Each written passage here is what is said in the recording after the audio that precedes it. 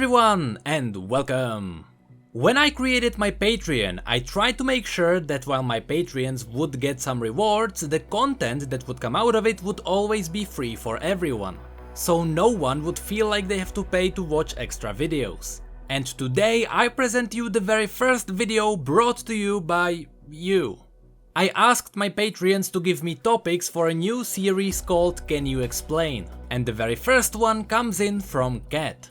Can you explain the relationship of League of Legends champions in and out of games, such as in-game voice lines only existing in-game and not being set in the Runeterra universe, as if the in-game characters only representing the champion not being the same as the champion in lore. In other words, today I will explain how exactly do champions work while they are in-game. Let's start with what even is the game. From the view of its story, the game League of Legends is technically non-existent. It's not real, it's a fantasy, something made up to show us what would happen if. In this case, League of Legends shows us what would happen if bunch of characters from all around the universe met in combat. Try to imagine you living your normal life, only to be yanked through an interdimensional portal to another world one day. Your characteristics wouldn't change, but your surroundings would. That is what the game is. Although the battles on the Summoner's Rift have nothing to do with the story, the characters interact as if they met for real. If you have two characters that hate each other, even if they are on the same team, they will still hate each other. Their interactions were designed to reflect their behavior when meeting other characters. They don't question the fact that they appeared in the middle of magically scarred forest out of nowhere, but sometimes they do question characters they have never seen in their real story. The best example is Braum reacting to people of Zone having dyed hair. Your hair. We do not see things like this in the Freljord. He has never met anyone from Piltover or Zone before, so technically he shouldn't have any interactions with them. And still, Riot approached this in a way that reveals more of Braum's personality.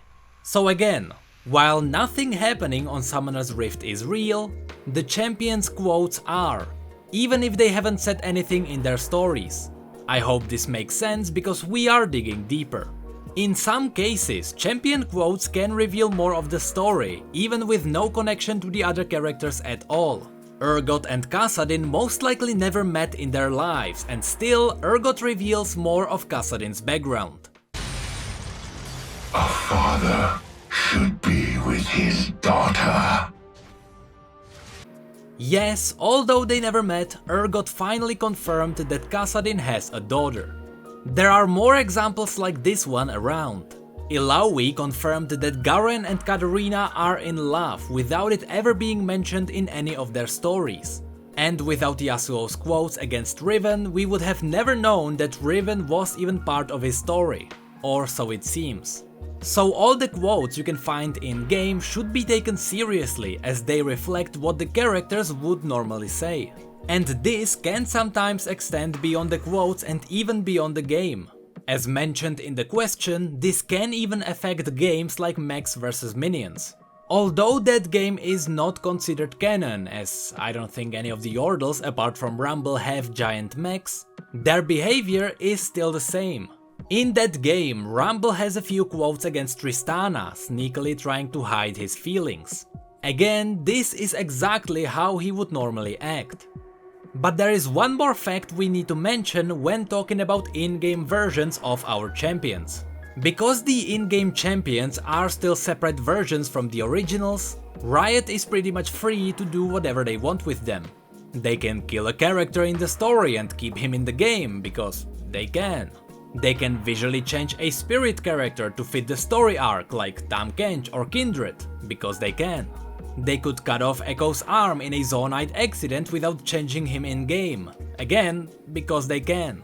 Because the story and the game are two separate platforms, they technically can start killing character for plot twists while keeping them in-game. I feel like this would be insanely powerful storytelling tool, but I am aware that removing your favorite characters from the game may suck for you. But that's pretty much it for this episode. I want this to be a quick series of me explaining some of the things that may confuse the community. And hopefully this one was quick and understandable. Some of you may know that I was part of the Creator Collab this year, so sorry for the delayed videos, I just came back insanely tired. And before we go, I really need to thank all my Patreons for going the extra mile. You seriously don't know what it means to me. And to the rest of you, thank you so much for being here and for your support. You know I really appreciate it. And as always, thank you come again.